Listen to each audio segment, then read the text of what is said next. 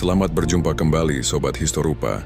Pada kesempatan kali ini kita akan membahas media tulis-menulis yang memiliki andil besar dalam merubah peradaban umat manusia. Media tersebut bernama kertas. Sobat Historupa, penemuan kertas merupakan sebuah kemajuan dalam dunia tulis-menulis dan memiliki arti besar bagi kemajuan peradaban dunia.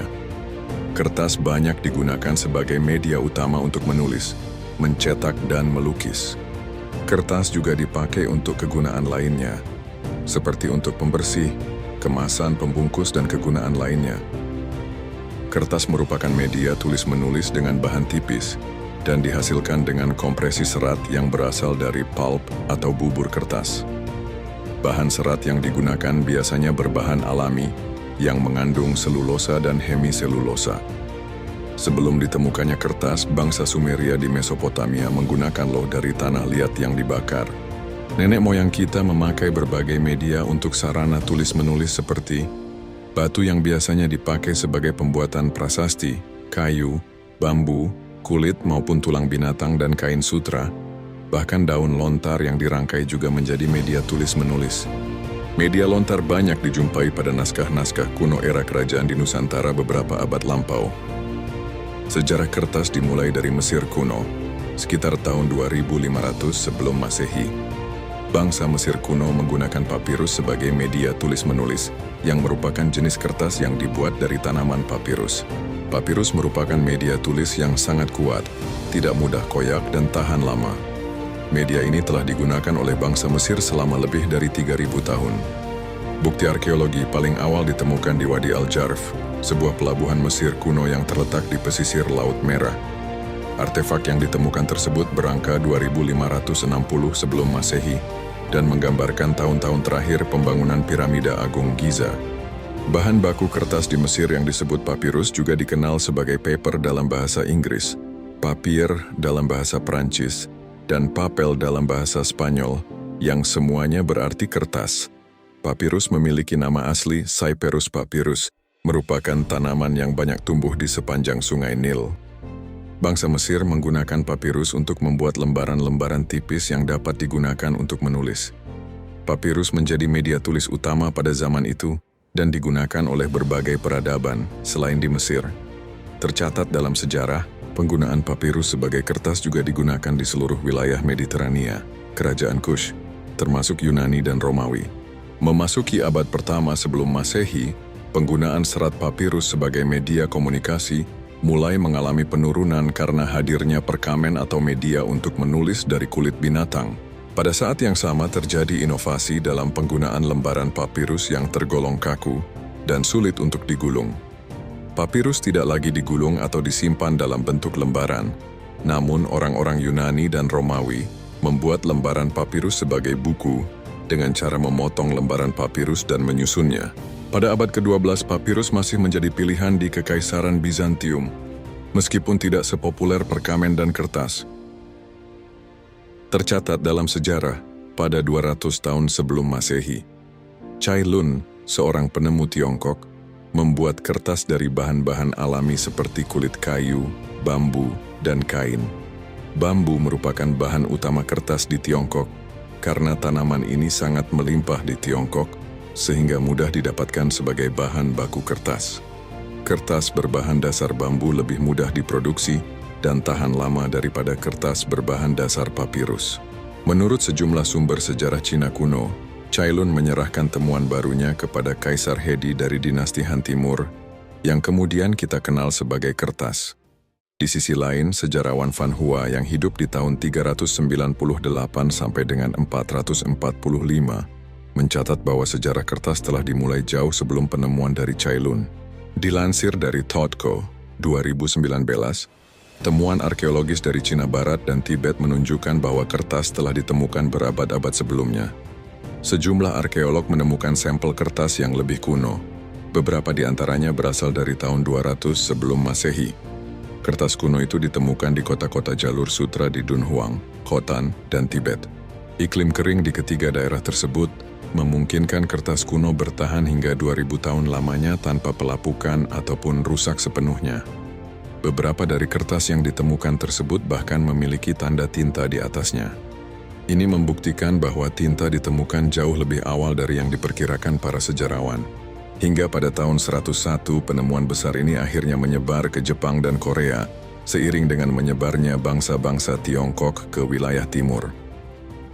Selain untuk menulis dan untuk buku sejarah mencatat, kertas juga digunakan untuk menghasilkan peta topografi dan peta militer pada saat dinasti Han masih berkuasa dan dinasti sesudahnya. Seiring waktu dalam percobaan pembuatan kertas digunakan beragam serat yang berbeda untuk mendapatkan bahan termurah dengan kualitas terbaik pada tahun 220 atau pada akhir dinasti Han. Dalam prosesnya orang-orang melakukan percobaan dengan mencampur beberapa serat tanaman berbeda, seperti batang rumput, rami, kulit pohon, dan bahkan kain perca. Kertas sangat dihargai pada masa Cina kuno, sehingga kertas menjadi alat pembayaran upeti dan pajak kepada negara selama dinasti Tang berkuasa pada tahun 618 hingga 907. Dinasti Tang memberlakukan kode warna dalam penggunaan kertas. Kertas putih dipakai untuk dokumen hukum, kuning untuk tujuan pemerintah, dan biru untuk komunikasi dengan kuil Tao. Pada saat itu, kertas juga digunakan sebagai pembungkus untuk barang-barang halus, seperti obat-obatan dan teh, selain untuk alat tulis-menulis. Namun demikian, kepopuleran kertas dari rami sempat tergantikan dengan rotan, sampai ditemukannya bahan kertas baru yaitu dari serat bambu yang menjadi bahan baku paling umum pada abad ke-8 Masehi. Salah satu alasan penggantian rotan ke serat bambu sebagai bahan dasar kertas, dikarenakan banyaknya permintaan kertas waktu itu, sehingga tanaman rotan yang tumbuhnya lambat hampir musnah di beberapa wilayah di Tiongkok. Sedangkan tanaman bambu tumbuh jauh lebih cepat daripada tanaman rotan dan rami, membuat bambu menjadi pilihan sebagai bahan baku kertas yang jauh lebih murah dan mudah didapatkan. Saat dinasti Song berkuasa pada tahun 960 sampai 1279, teknik produksi kertas menjadi lebih baik karena berbahan baku utama kulit pohon murbei. Kertas dari Tiongkok terkenal berkualitas tinggi dan mulai diperdagangkan ke negara-negara di luar Tiongkok di sepanjang jalur sutra. Jalur sutra memainkan peran penting dalam sejarah karena merupakan jalur perdagangan yang menghubungkan berbagai peradaban di Asia, Timur Tengah, dan Eropa. Penemuan kertas sangat membantu penyebaran sastra dan literasi dari Cina. Adanya kertas membuat buku lebih nyaman digunakan dan lebih murah. Selanjutnya, kombinasi kuas, tinta, dan kertas akan menjadikan lukisan dan kaligrafi sebagai bidang seni terpenting di Cina selama 2 milenium berikutnya. Pada abad ke-8 Masehi, permintaan kertas meningkat tajam, terutama permintaan dari para cendekiawan dan kuil Buddha, baik di Tiongkok dan Korea. Di abad ke-10, pada saat kebangkitan Neo-Konfusianisme, pencetakan buku-buku klasik Konfusianisme berkembang sangat pesat. Selanjutnya pada abad ke-11 atau ke-12, sejarah kertas merevolusi komunikasi dan tetap tidak tertandingi sebagai sarana untuk mengirim dan menyimpan informasi sampai ditemukannya komputer. Sejarah kertas di Korea dimulai sekira tahun 500-an, di mana pengrajin di semenanjung Korea diketahui sudah mulai membuat kertas menggunakan banyak bahan yang sama dengan bahan kertas di Tiongkok. Orang Korea juga menggunakan jerami padi dan rumput laut, sehingga jenis serat yang tersedia untuk produksi kertas menjadi berkembang lagi. Adopsi awal kertas ini juga memicu inovasi di Korea dalam percetakan. Sekitar tahun 610 Masehi, menurut legenda, Biksu Buddha Korea Doncho memperkenalkan pembuatan kertas ke istana Kaisar Kotoku di Jepang. Teknologi pembuatan kertas juga menyebar ke barat melalui Tibet dan kemudian ke selatan menuju India. Sejarah kertas di Timur Tengah dimulai pada tahun 751 Masehi, saat tentara dinasti Tang, Tiongkok, bertempur di Sungai Talas, yang saat ini disebut Kirgistan, melawan Kekaisaran Abbasiyah, Arab. Pada pertempuran tersebut dimenangkan oleh pasukan Kekaisaran Abbasiyah, di mana telah menangkap para pengrajin Tiongkok yang turut serta dalam pertempuran. Dari para pengrajin yang ditangkap, terdapat master pembuat kertas seperti Tou Hoan. Saat menjadi tawanan perang mereka dibawa ke Timur Tengah. Pada saat itulah pengetahuan tentang kertas yang menakjubkan menyebar lebih jauh dan lebih luas. Kerajaan Abbasiyah diketahui terbentang dari Spanyol dan Portugal di barat, hingga Afrika Utara dan Asia Tengah di timur. Tak lama kemudian, kota-kota dari Samarkand, sekarang bagian dari Uzbekistan, hingga Damaskus dan Kairo telah menjadi sentra produksi kertas. Dari sinilah kertas dikenal lebih luas lagi. Di Eropa pada tahun 1120, bangsa Moor mendirikan pabrik kertas pertama di wilayah Eropa, tepatnya di Valencia, Spanyol, yang kemudian disebut Sativa. Dari sana, kertas hasil penemuan bangsa Tiongkok ini diteruskan ke Italia, Jerman, dan menyebar ke bagian lain di benua Eropa. Di Nusantara, kertas pertama kali dibuat pada abad ke-7 saat era Mataram kuno, tepatnya di daerah Wengker, atau saat ini bernama Ponorogo, Jawa Timur. Pada saat itu kertas masih terbuat dari kulit kayu. Meski di wilayah Wengker sudah dapat membuat kertas, namun kerajaan Mataram kuno tidak menuliskan peristiwa-peristiwa penting pada lembaran kertas, melainkan pada sebuah lempengan tembaga. Robert Cribb dan Audrey Kahin dalam buku Kamus Sejarah Indonesia mengatakan, kertas pada dasarnya diproduksi di Jawa sekira tahun 1200-an. Produksi kertas masih menggunakan kulit kayu bagian dalam dari tanaman murbei. Kertas yang diproduksi di Nusantara pada masa itu kemungkinan besar termasuk pengembangan dari kain tebal warisan masa sebelumnya. Dan bisa jadi hal ini dipengaruhi oleh teknologi kertas dari Tiongkok. Kertas pada umumnya digunakan untuk melukis dan membungkus pada masa tersebut. Robert dan Audrey juga menuliskan bahwa penggunaan kertas tumbuh sejak abad ke-14, bersamaan dengan penyebaran Islam di wilayah Nusantara. Lalu 3 abad berikutnya, kertas menjadi barang perdagangan penting untuk perusahaan-perusahaan Eropa. VOC Verenigde Oost-Indische Compagnie atau Kongsi Dagang Hindia Timur Belanda merupakan salah satu pihak yang memperdagangkan kertas di wilayah koloninya. Kertas-kertas yang diperdagangkan VOC berasal dari sejumlah negara Eropa. Pada tahun 1922, pabrik kertas pertama di Indonesia dibangun di wilayah Jawa Barat, tepatnya di Padalarang. Pabrik tersebut bernama NV Papier Fabrik Padalarang. Pabrik ini merupakan cabang dari NV Papier Fabrik Nijmegen di Belanda. Pabrik ini didirikan untuk memenuhi kebutuhan kertas di Hindia Belanda. Pada tahun 1939, NV Papier Fabrik Padalarang membuka cabang di Probolinggo, Jawa Timur dengan nama NV Papier Fabrik Leces, atau yang dikenal dengan Pabrik Kertas Leces. NV Papier Fabrik Padalarang berubah nama menjadi PT Kertas Padalarang setelah dinasionalisasikan pemerintah Indonesia pada tahun 1959. Kertas pun terus berkembang di Nusantara. Bahkan keberadaan kertas mampu menyingkirkan media menulis dan menggambar lainnya yang lebih dahulu ada di Nusantara.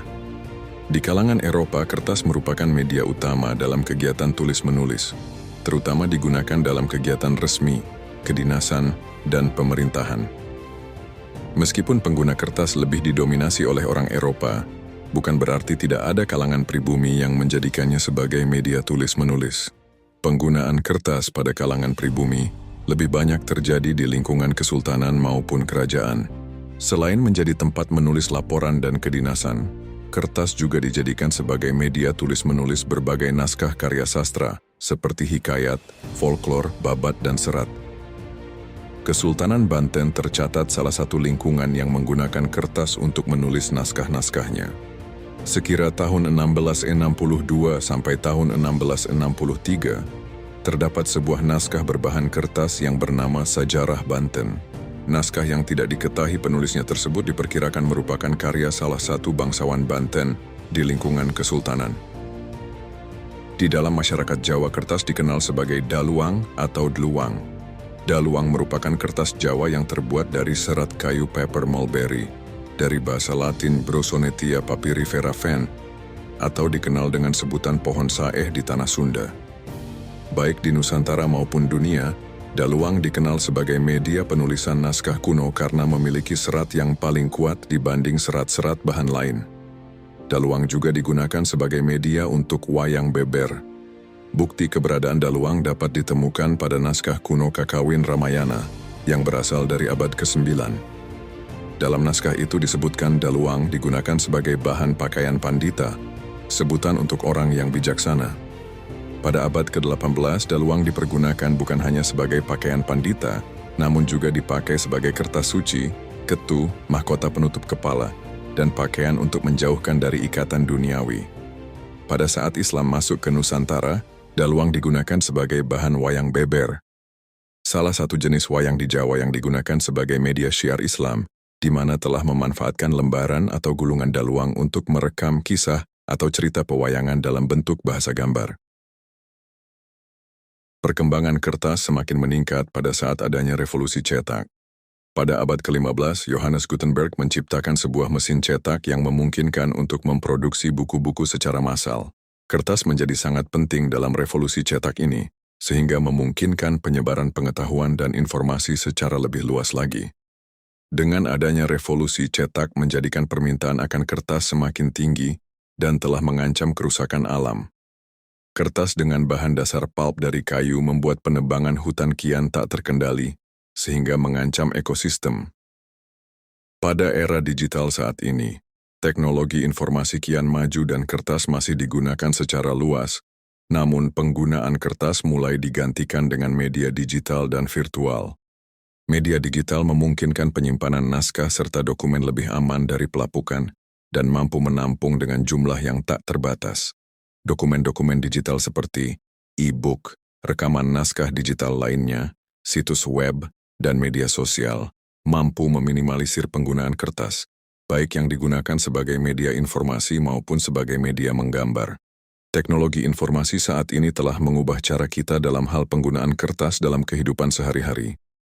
Sobat Historupa, demikianlah sejarah perjalanan kertas dari masa ke masa. Mulai dari papirus hingga kertas modern seperti yang kita kenal saat ini dengan varian yang banyak. Di sini kita dapat melihat bagaimana kertas telah memainkan peran penting dalam perkembangan peradaban manusia. Dengan kertas, sastra, pengetahuan, seni dan catatan literasi mampu menyebar hingga pelosok dunia, serta mampu merubah peradaban manusia menjadi lebih maju. Dengan kertas pula lah ilmu pengetahuan kian berkembang dan dapat dipelajari oleh semua orang di muka bumi ini. Semoga pengetahuan ini dapat menambah wawasan dan apresiasi kita terhadap kertas yang sering kita gunakan dalam keseharian. Terima kasih telah menyimak dan menonton video kami. Jangan lupa untuk like dan subscribe channel Historupa agar tak ketinggalan video menarik lainnya. Sampai jumpa di edisi berikutnya.